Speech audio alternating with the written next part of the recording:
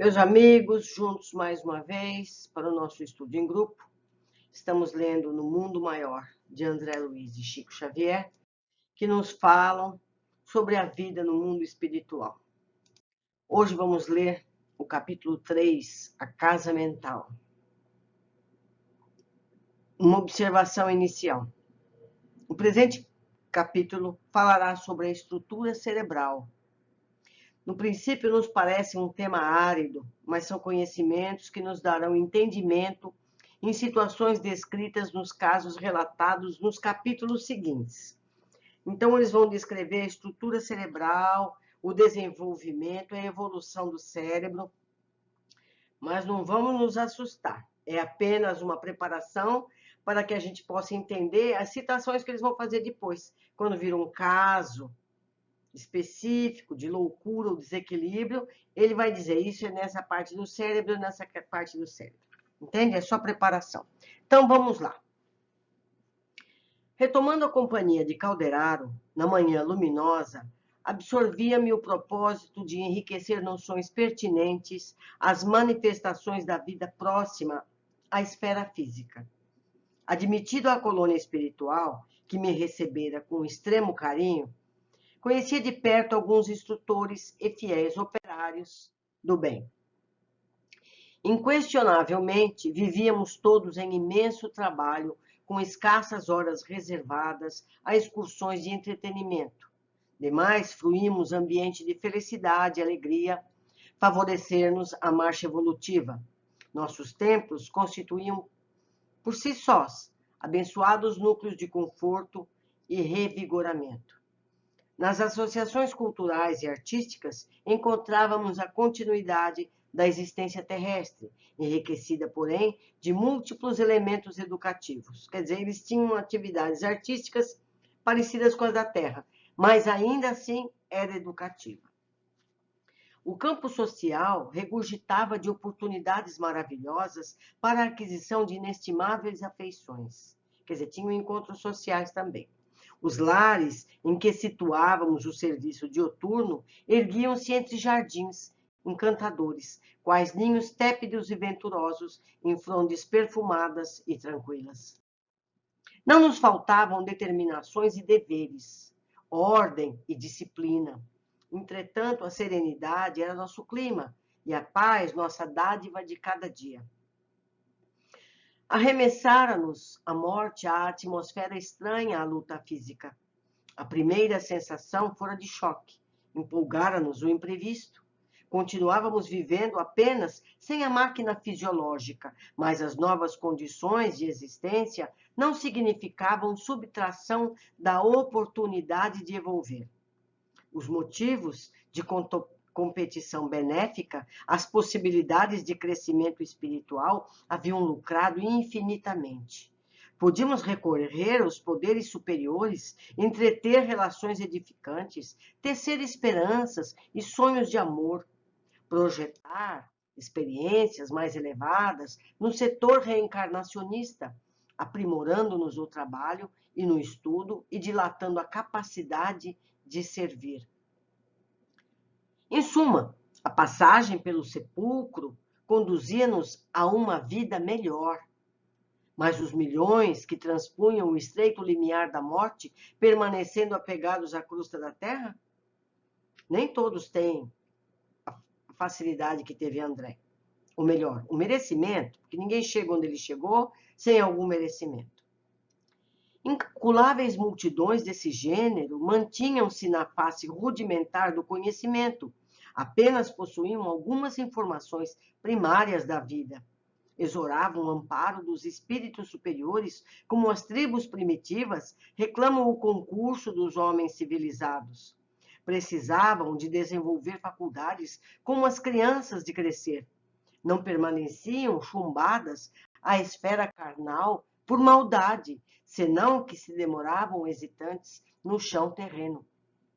Como os pequeninos descendentes dos homens que conchegam ao seio materno, guardavam da existência apenas a lembrança do campo sensitivo. reclamando a reencarnação quase imediata, quando lhes não era possível a matrícula em nossos educandários de serviço e aprendizado iniciais. Por outro lado, verdadeiras falanges de criminosos e transviados agitavam-se não longe de nós, depois de haverem transporto as fronteiras do túmulo. Consumiam, por vezes, inúmeros anos entre a revolta e a desesperação, personificando hórridos gênios da sombra, como ocorre nos círculos terrenos com os delinquentes contumazes, segregados da sociedade sadia, mas sempre terminavam a corrida louca nos desvios escuros do remorso e do sofrimento, penitenciando-se. Por fim, de suas perversidades, não é? Acabam se arrependendo, mas aí já foi. O arrependimento é, porém, caminho para a regeneração e nunca passaporte direto para o céu, razão pela qual esses infelizes formavam quadros vivos de padecimento e de horror. Deixa passar a ambulância.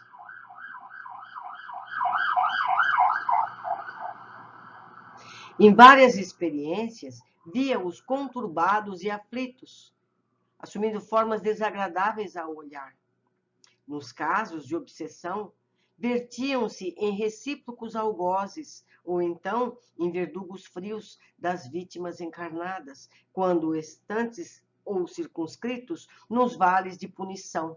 Aterravam sempre pelos espetáculos de dor e de miséria sem limites. No entanto, era forçoso convir, eles, os desventurados, e nós, outros, que continuávamos trabalhando em ritmo normal, atravessávamos portas idênticas. Todos morremos. Talvez, em muitos casos, houvéssemos abandonado o invólucro material sob o assédio de doenças análogas. Isso considerando, e por desejar conhecer a divina lei, que não concede paraísos de favores, nem estabelece infernos eternais, confrangia-me o contemplar as imensas fileiras de infortunados. Efetivamente, identificara numerosos deles em câmaras retificadoras, através de múltiplas instituições de beneficência. Todavia, esses, situados na zona de amparo fraterno, apresentavam a seu favor sintomas de melhora quanto ao reconhecimento das próprias falhas ou aos créditos espirituais de que gozavam, mercê de certas forças intercessoras. Os infelizes a que aludimos provinham, porém, de outras origens. Eram os ignorantes, os revoltados, os perturbadores e os impenitentes de alma impenetrável, impermeável às advertências edificantes, aos enfatuados, os vaidosos dos mais vários matizes, perseverantes no mal, dissipadoras da energia anímica em atitudes perversas diante da vida. Ou seja, André descreve aqui os vários tipos de espíritos e os vários caminhos que cada um pode seguir. Não é? Meu contato com eles, em diversas ocasiões, fora simples encontro fortuito, sem maior significação para o meu esclarecimento. Por que motivo se demoravam tanto no hemisfério obscuro da incompreensão? Adiavam deliberadamente a recepção da luz?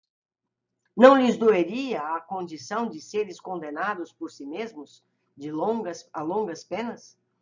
Não experimentariam vergonha pela perda voluntária de tempo?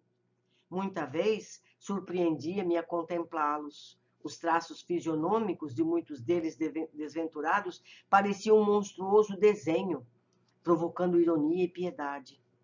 Que lei regeria a estereotipação de suas formas? Telosia olvidado a mãe natureza, pródiga de bênçãos em todos os planos? Ou recebiam eles esses traços de apresentação pessoal como castigo imposto por superiores desígnios? Tais interrogações, que me fervilhavam o cérebro, me punham aflito por viver a possibilidade que se me oferecia. Aproximei-me de Calderaro naquela manhã, sedento de saber. Expus-lhe minhas indagações íntimas, relatei-lhe aos ouvidos tolerantes minha expectativa ansiosa, longamente sofreada. Pretendia conhecer os que se entretinham na maldade, no crime e na inconformação. Porque até então, André se encontrou com aqueles espíritos que chegavam lá no nosso lar. São espíritos que já tinham identificado as suas faltas, eram faltas pequenas, coisas simples, era a culpa que deixava eles ali. Mas de agora para frente, André vai se dedicar a espíritos com histórias mais pesadas. Então, ele está nos preparando para esse momento através desses textos iniciais. Vamos continuar. Meu amigo escutou calmo, sorriu benevolente e começou por esclarecer. Antes de mais nada, André, modifiquemos o conceito para transformar-nos em legítimos elementos de auxílio aos espíritos sofredores, desencarnados ou não. É-nos imprescindível compreender a perversidade como uma loucura, a revolta como ignorância e o desespero como enfermidade. Ante a minha perplexidade, acrescentou o fraternal. Entendeste? Essas definições, em verdade, não são minhas. Aprendemo-las com Cristo, em seu trato divino com a nossa posição de inferioridade na crosta terrestre. Julguei que o instrutor se estendesse em longa exposição verbalista relativa ao assunto, trazendo referências preciosas e comentando experiências pessoais. Nada disso. Calderaro informou-me simplesmente. A cegueira do espírito é fruto da espessa ignorância em manifestações primárias ou do obnubilamento, ou seja, a falta de clareza. Em vez dessas palavras mais raras, vamos usar essa. Manifestações primárias ou da falta de clareza da razão nos estados de aviltamento do ser. Nosso interesse no socorro à mente desequilibrada é analisar esse último aspecto da sombra que pesa sobre as almas. Assim sendo, faz-se mister saberes alguma coisa da loucura no âmbito da civilização.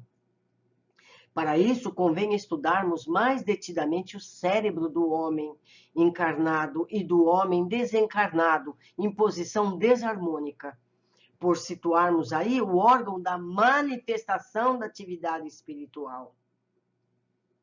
O cérebro é usado pelo espírito como manifestação. Desejaria continuar ouvindo nas explicações claras e convincentes a lhe fluírem dos lábios, mas Calderaro silenciou para afirmar passado alguns instantes. Não dispomos de muito tempo para discretear de matéria estranha aos meus ouvidos. Todavia, lidaremos juntos, convictos de que, trabalhando nas boas obras, aprenderemos sempre a ciência da elevação. Sorriu fraternal e rematou. O verbo gasto em serviços do bem é cimento divino para realizações imorredoras.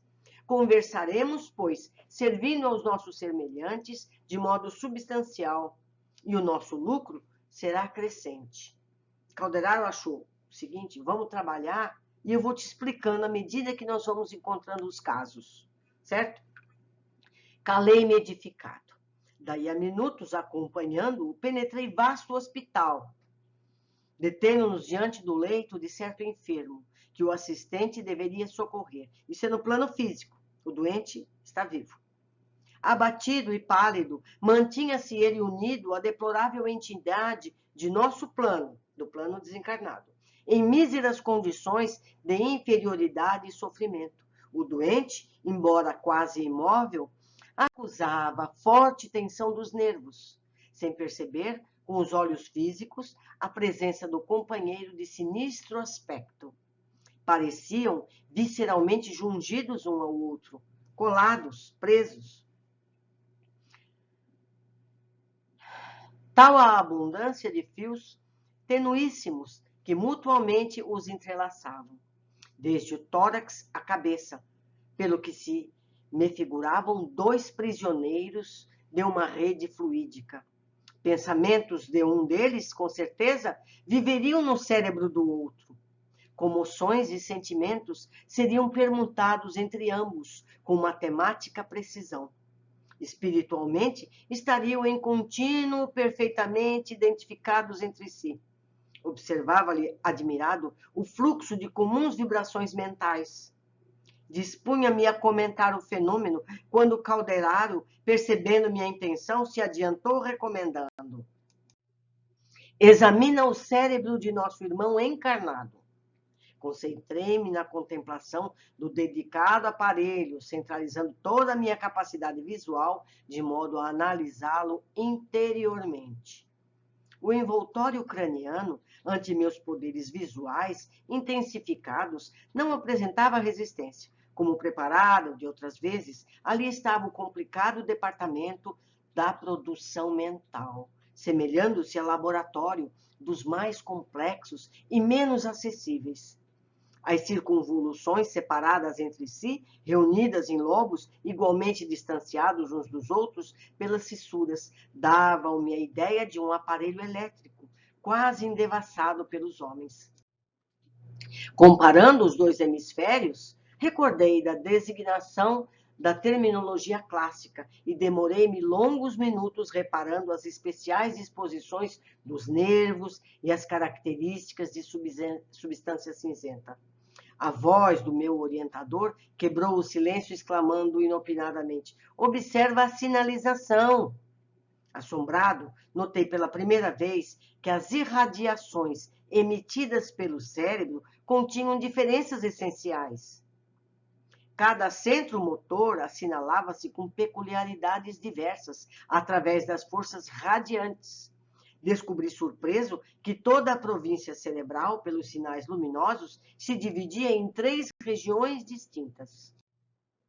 Nos lobos frontais, as zonas de associação eram quase brilhantes. No córtex motor, até a extremidade da medula espinhal, a claridade diminuía para tornar-se ainda mais fraca nos gânglios basais. Quer dizer, o André começou a ver a parte elétrica do cérebro, a parte luminosa, não a matéria em si, o cérebro comum, carne. Já despedi alguns minutos da contemplação das células nervosas quando o assistente me aconselhou: examinaste o cérebro do companheiro que ainda se prende ao veículo denso. Observa agora o mesmo órgão do amigo desencarnado, que o influencia de modo direto. A entidade, que não se dava conta da nossa presença, em virtude do círculo de vibrações grosseiras em que se mantinha, fixava toda a atenção no doente, lembrando a sagacidade de um felino vigiando a presa. Observei-lhe estranha ferida na região torácica e dispunha-me a investigar-lhe a causa, sondando os pulmões quando o Calderaro me corrigiu sem afetação. Calma, trataremos da chaga com o trabalho de assistência. Concentre as possibilidades na visão do cérebro. Decorridos alguns momentos, concluí que a configuração das peças e o ritmo vibratório tinha sobre os olhos 2 cérebros quase idênticos. Diferia o campo mental do desencarnado, revelando alguma superioridade no terreno da substância, que no corpo perispiritual era mais leve, menos obscura. Tive a impressão de que, se lavássemos por dentro o cérebro do amigo estirado no leito, escoimados de certos corpúsculos mais pesados, seria este quase igual em essência ao da entidade que eu mantinha sob exame. As divisões luminosas, porém, eram em tudo análogas, eram iguais os 2 cérebros, do ponto de vista de vibração. Mais luz nos lóbulos frontais, menos luz no córtex motor e quase nenhuma na medula espinhal, onde as irradiações se faziam difusas e opacas. Interrompi o estudo comparativo, depois de acurada perquisição, e fixei Calderaro em silenciosa interrogativa. O prestimoso mentor argumentou sorridente: depois da morte física, o que há de mais surpreendente para nós é o reencontro da vida. Aqui aprendemos que o organismo perispirítico, que nos condiciona em matéria mais leve e mais plástica depois do sepulcro. Quer dizer, depois que a pessoa morre, o perispírito ganha mais plasticidade, mais vigor. É fruto igualmente do processo de evolução. Não somos criações milagrosas destinadas ao adorno de um paraíso de papelão. Somos filhos de Deus e herdeiros dos séculos, conquistando valores de experiência em experiência, de milênio em milênio. Não há favoritismo no templo universal do eterno, e todas as forças da criação aperfeiçoam-se ao infinito. A crisálida de consciência que reside no cristal a rolar na corrente do rio, nas pedras. Aí se acha o processo liberatório. As árvores, que por vezes se aprumam centenas de anos a suportar os golpes do inverno, acalentadas pelas carícias da primavera, estão conquistando a memória. A fêmea do tigre, lambendo os filhinhos recém-natos, aprende rudimentos do amor. O símio, guinchando, organiza a faculdade da palavra. Em verdade, Deus criou o mundo para nós nos conservarmos ainda na longa obra completa. Os seres que habitam o universo ressumbrarão suor por muito tempo a aprimorá-lo. Assim também a individualidade. Somos criação do Autor Divino e devemos aperfeiçoar-nos integralmente. O Eterno Pai estabeleceu como lei universal que seja a perfeição obra de cooperativismo entre ele e nós, os seus filhos. O mentor silenciou por instantes, sem que me acudisse ânimo suficiente para trazer qualquer comentário aos seus elevados conceitos. Logo após, identificou-me a medula espinhal e continuou. Creio ociosa qualquer alusão dos trabalhos primordiais do nosso longo drama da vida evolutiva. Desde a ameba, na tépida água do mar, até o homem, vimos lutando, aprendendo e selecionando invariavelmente. Fomos amebas, meus amigos. E para chegar aos anjos ainda temos longo trajeto. Para adquirir movimento e músculos, faculdades e raciocínios, experimentamos a vida e por ela fomos experimentados milhares de anos. As páginas da sabedoria hinduísta estão escritos de ontem e a boa nova de Jesus Cristo é matéria de hoje, comparadas aos milênios vividos por nós na jornada progressiva. Depois de fazer com a destra significativo gesto, prosseguiu. No sistema nervoso, temos o cérebro inicial, repositório dos movimentos instintivos, a sede das atividades subconscientes. Figuremo-lo como sendo o porão da individualidade, onde arquivamos todas as experiências e registramos os menores fatos da vida. Na região do córtex motor, zona intermediária entre os lobos frontais e os nervos, temos o cérebro desenvolvido, consubstanciando as energias motoras, de que serve a nossa mente para as manifestações imprescindíveis no atual momento evolutivo, do nosso modo de ser. Nos planos dos lóbulos frontais, silenciosos ainda para a investigação científica do mundo, jazem materiais de ordem sublime, que conquistaremos gradualmente no esforço de ascensão, representando a parte mais nobre do nosso organismo divino em evolução. Os esclarecimentos singelos e admiráveis empolgavam-me. Calderaro era educador da mais elevada estirpe, ensinava sem cansar, sabia conduzir o aprendiz a conhecimentos profundos, sem nenhum sacrifício de parte do aluno. Apreciava-lhe eu a nobreza, quando prosseguiu o fim do breve intervalo. Não podemos dizer que possuímos 3 cérebros simultâneos. Temos apenas um, que, porém, se divide em 3 regiões distintas. Tomemo-lo como se for um castelo de 3 andares. No primeiro, situamos a residência de nossos impulsos automáticos, certo? Simbolizando o sumário vivo dos serviços realizados. No segundo, realizamos o domicílio das conquistas atuais, onde se erguem e se consolidam as qualidades nobres que estamos edificando. No terceiro, temos a casa das noções superiores, indicando as iminências que nos cumpre atingir. Num deles moram o hábito, o automatismo, no outro, o esforço da vontade, e no último, demora o ideal, a meta superior a ser alcançada. Distribuímos desse modo nos 3 andares o subconsciente, o consciente e o superconsciente. Como vemos, possuímos em nós mesmos o passado, o presente e o futuro. Verificando-se pausa mais longa, dei curso às ponderações íntimas, segundo o antigo veso de adquirir.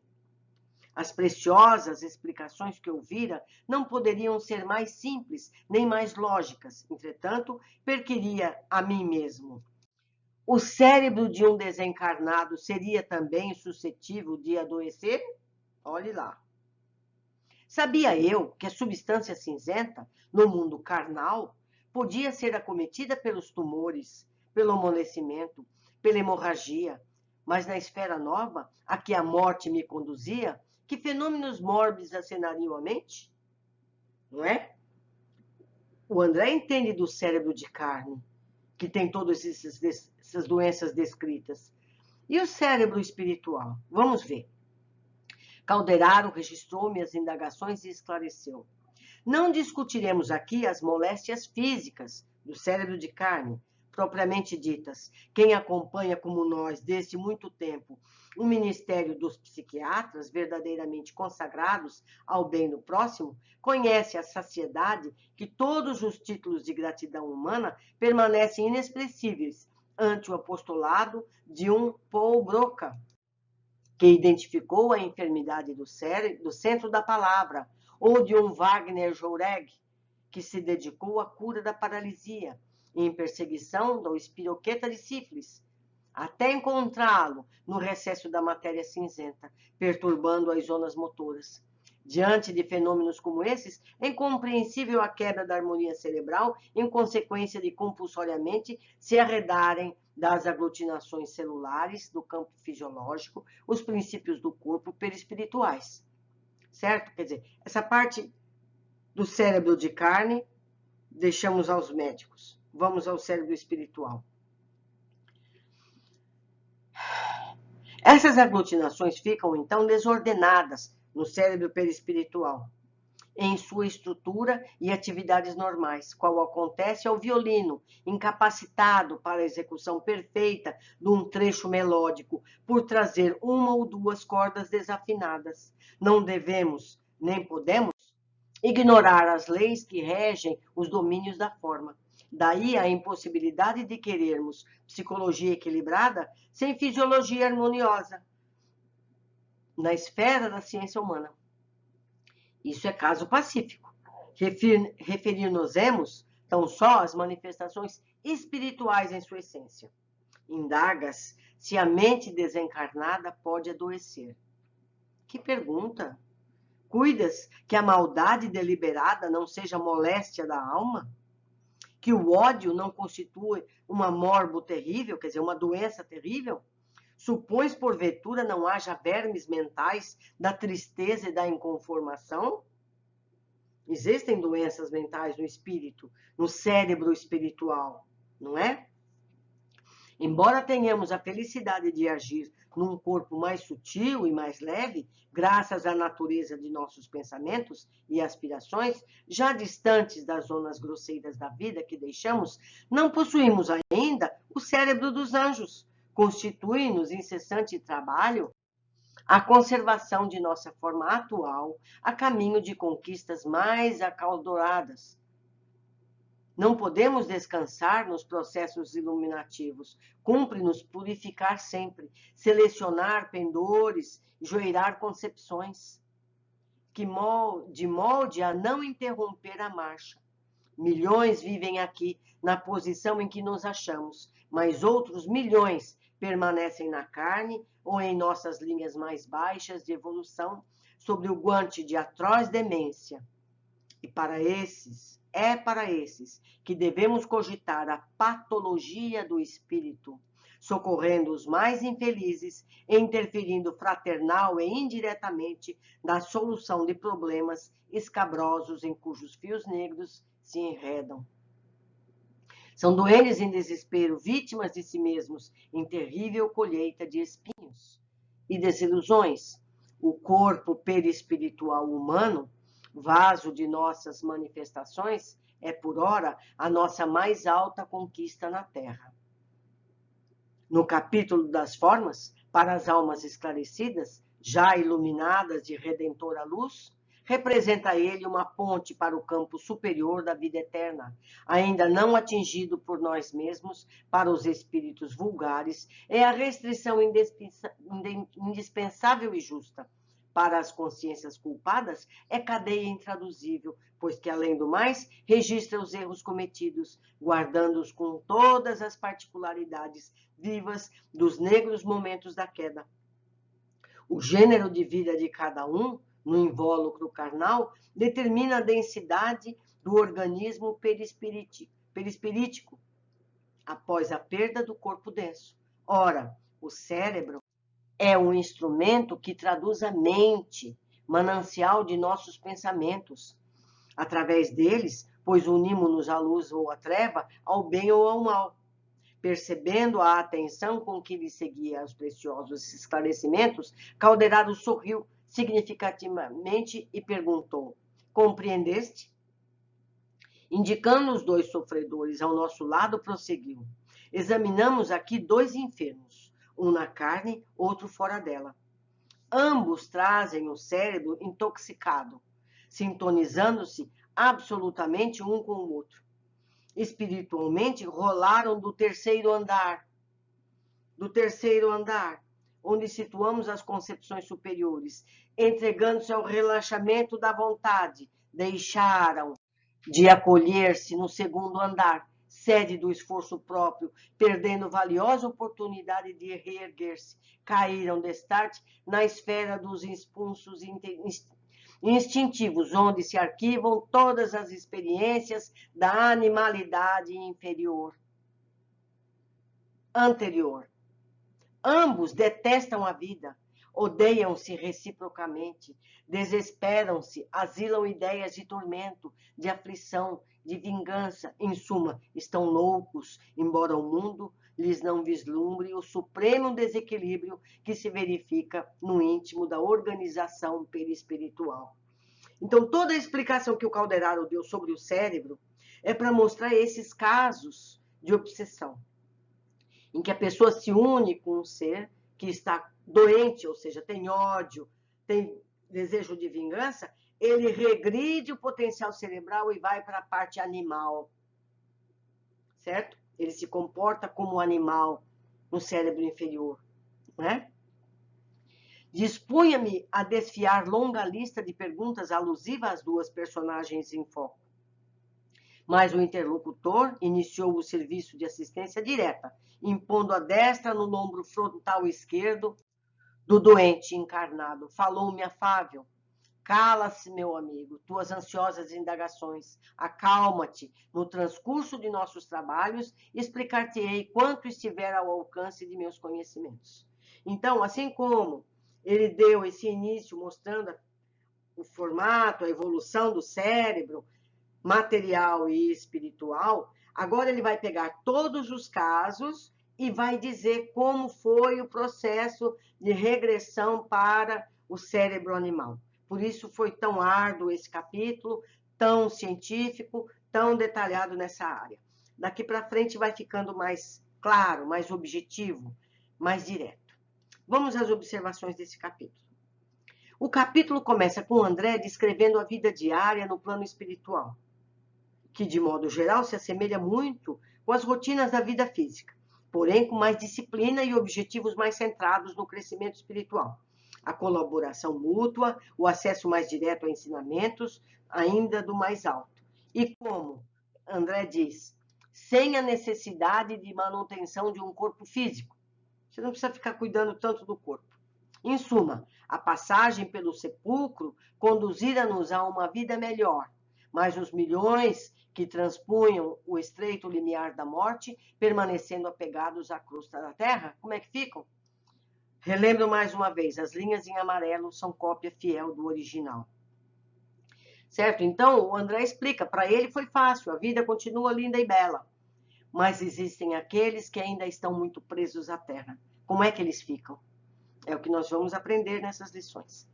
Como é a rotina dos que não se ligaram a uma colônia organizada e dirigida para o desenvolvimento espiritual dos que ali estagiam? Esse será o tema do livro No Mundo Maior. 2. André nos diz que o número desses espíritos é muito grande e que não permanecem junto aos encarnados por maldade, mas por ignorarem as possibilidades de crescimento em regiões destinadas aos desencarnados. Muitos deles lembravam apenas das sensações que tinham quando encarnados, então reclamando a reencarnação quase imediatamente, quando lhes não era possível a matrícula em nossos educandários de serviço e aprendizado iniciais. Quer dizer, eles são tão apegados à vida na Terra que eles nem se interessam a subir para as colônias, eles querem reencarnar em seguida. Então, continuam uma vida de matéria, matéria, matéria. 3. Mas existem também os gênios da sombra, como ocorre nos círculos terrenos, com os delinquentes contumazes, mas sempre terminavam a corrida louca nos desvios escuros do remorso e do sofrimento, penitencia. O arrependimento é, porém, caminho para a regeneração, mas nunca passaporte direto para o céu. Ou seja, assim como na sociedade encarnada há pessoas de todos os níveis de evolução, mas só existe o caminho da evolução, cedo ou mais tarde, todos se educarão para o bem. Mas é preciso que reparem os erros cometidos. Arrependimento apenas não é passaporte para os planos mais altos. Não basta se arrepender. Tem que reparar os erros do passado. Tem que voltar, nascer e provar que aprendeu a lição. Aí sim, você passa de nível. Você é aprovado, vai para a série seguinte. 4. André já nos descreveu nos livros anteriores os espíritos recolhidos às câmaras de retificação.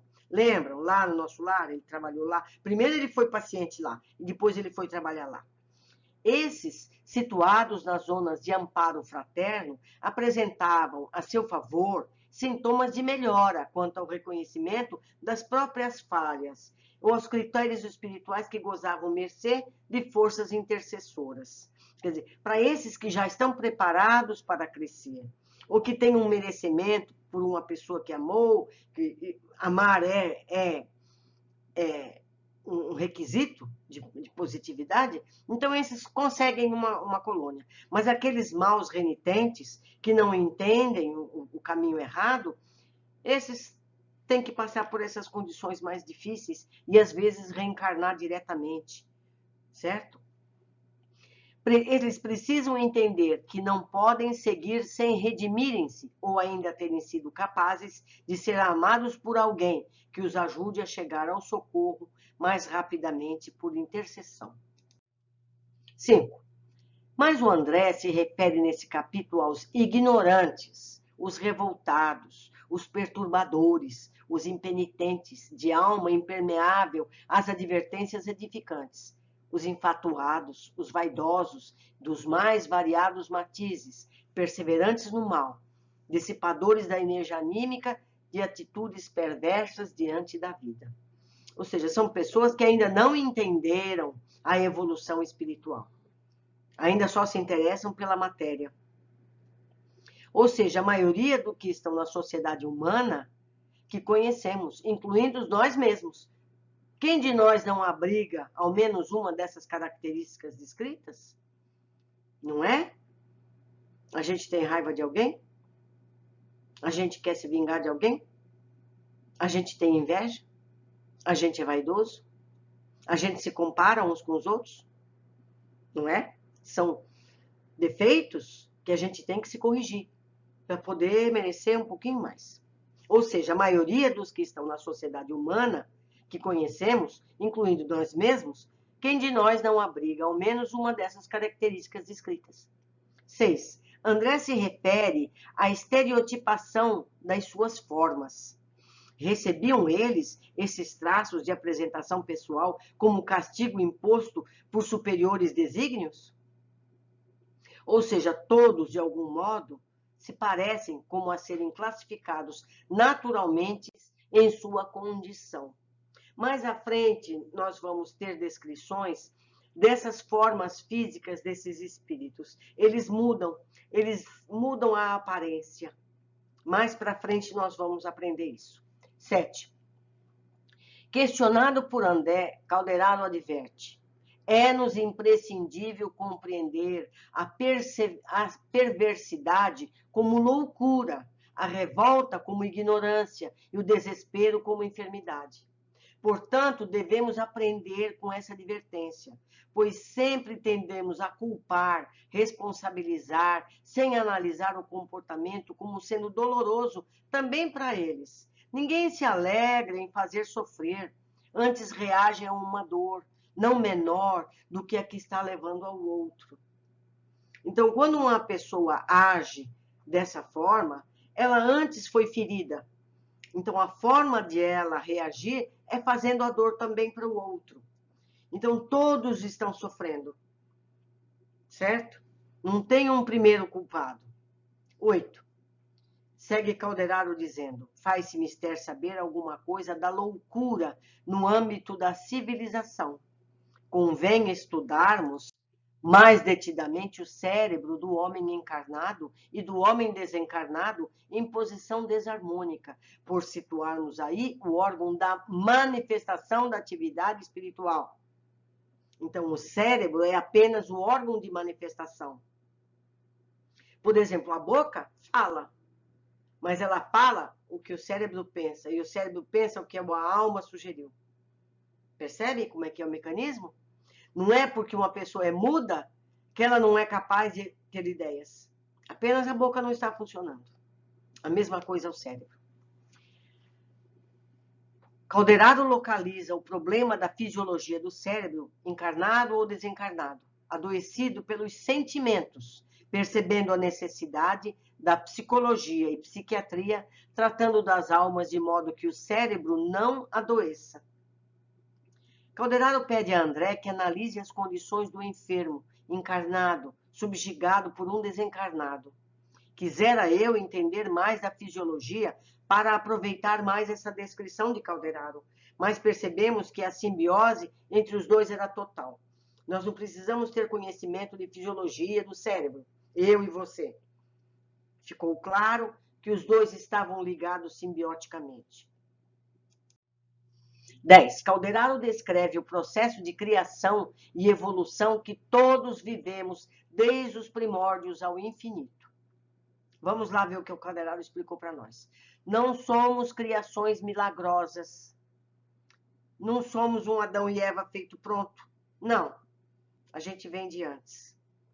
Somos filhos de Deus e herdeiros dos séculos, conquistando valores de experiência em experiência, de milênio a milênio. Não há favoritismo no templo universal do eterno. Todas as forças da criação aperfeiçoam-se ao infinito. A crisálida da consciência que reside no cristal a rolar na corrente do rio. Pedrinhas. Aí se acha o processo liberatório. As árvores, que por vezes se aprumam centenas de anos a suportar os golpes do inverno e acalentadas pelas carícias da primavera, estão conquistando a memória. A fêmea do tigre, lambendo os filhinhos recém-natos, aprende rudimentos do amor. O símio, guinchando, organiza as faculdades da palavra. Em verdade, Deus criou o mundo, mas nós nos conservamos ainda longe da obra completa. Os seres que habitam o universo ressumbrarão suor por muito tempo a aprimorá-lo. Não é? Para chegar à angelitude falta muito tempo ainda. A velocidade depende de cada um de nós.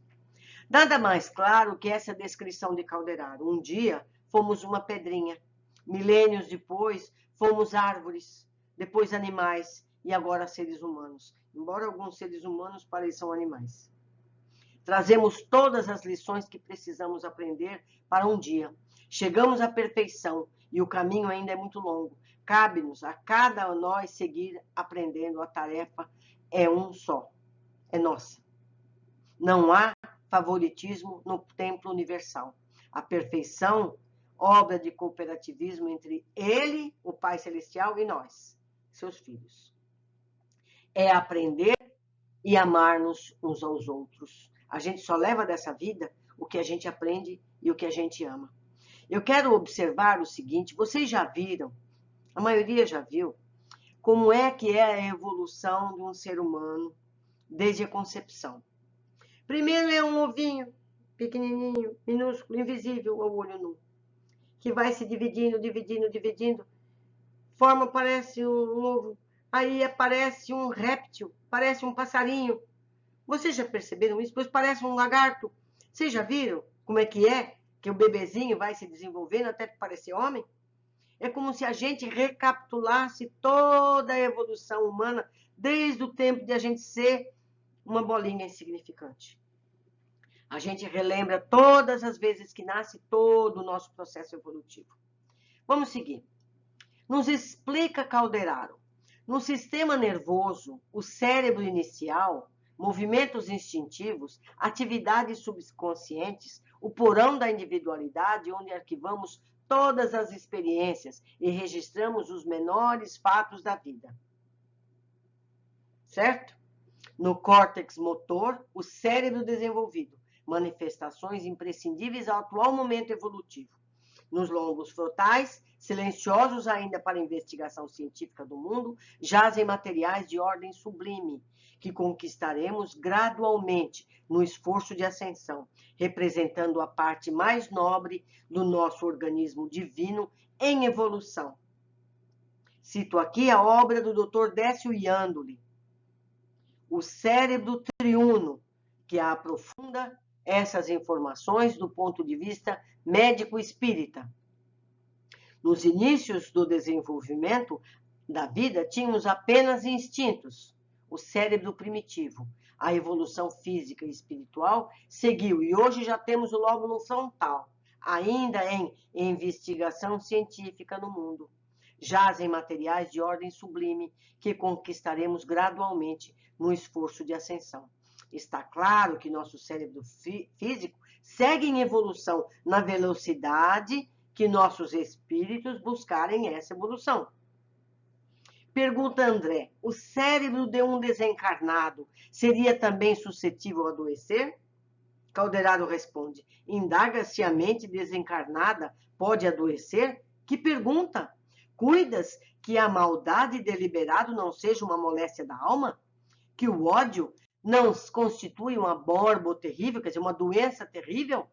Supões, porventura, não haja vermes mentais da tristeza e da inconformação? Cumpre-nos purificar sempre, selecionar pendores e joeirar concepções. E nós, que temos feito para evitar esses sentimentos que nos adoecem o espírito? Sabe aqueles pensamentos repetitivos? Sabe aquele sentimento que a gente tem contra alguma pessoa que magoou a gente? Certo? Tudo isso é a semente da doença. Nós não queremos isso. Então, a gente tem que afastar dos nossos pensamentos todo e qualquer sentimento e pensamento dessa natureza, para continuarmos sadios.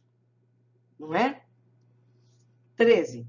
Calderaro volta ao caso em estudo, que eles estavam ali agregados. Ele vai falar poeticamente. Eles rolaram do terceiro andar, entregando-se ao relaxamento da vontade. Deixaram de acolher-se no segundo andar. Caíram destarte na esfera dos impulsos instintivos, onde se arquivam todas as experiências da animalidade anterior.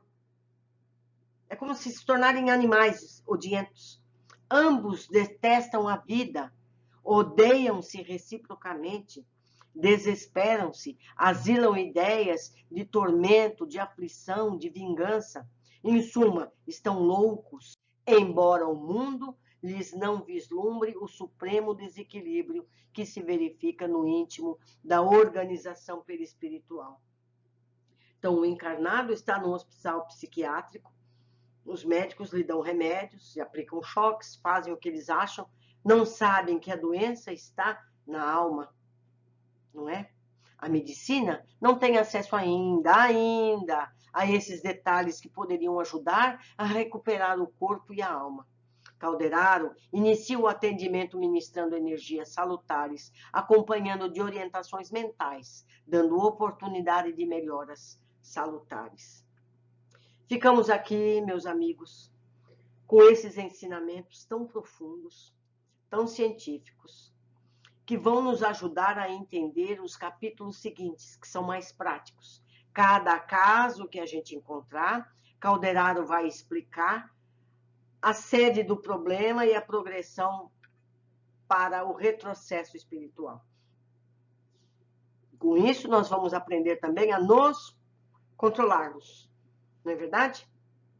Um abraço a todos, eu espero que vocês façam comentários, questionem o que eu disse, me ajudem a aprender, porque daqui para frente eu vou precisar muito de vocês. Um grande abraço, até o próximo capítulo. Olá, amigos, eu consegui acrescentar aqui um slide para a gente perceber bem. Olha, aqui nessa parte vermelha é o cérebro reptiliano mais antigo que a gente tem. Se encarrega de nossas funções corporais básicas, como respiração, digestão, batimento cardíaco, se encarrega da resposta muscular reflexa. É animal, é uma coisa instintiva. Se você tem medo, você corre e assim por diante. Aí a gente evoluiu um pouco, os seres, a evolução seguiu, e aqui essa parte aqui, ó, nova, eu não sei se vocês estão vendo aqui o mouse, essa parte cercada de amarela já é o cérebro dos mamíferos. É um cérebro que já tem emoções. Nos diz, nós, seres humanos, o que a gente usa aí. São as emoções, diz se a gente gostou de alguma coisa, se não, de quem sentimos afeto, de que coisas nos sentimos atraídos, quais as recordações nos fazem tristes ou alegres. Se a gente pegar um cachorrinho, o cachorrinho é capaz de sentir tudo isso. Ele sabe quem gosta dele, quem não gosta dele, ele abana o rabo quando ele está feliz, e assim por diante. Agora, essa parte azul é o cérebro humano, é o que nós estamos desenvolvendo. É o cérebro da razão. Nos permite analisar as informações, resolver problemas, planificar, desenvolver ideias e teorias. E nós estamos desenvolvendo essa parte frontal. Essa ainda não está classificada de forma geral, ainda estamos desenvolvendo. Eu espero ter ajudado nesse entendimento maior. Um abraço, até mais.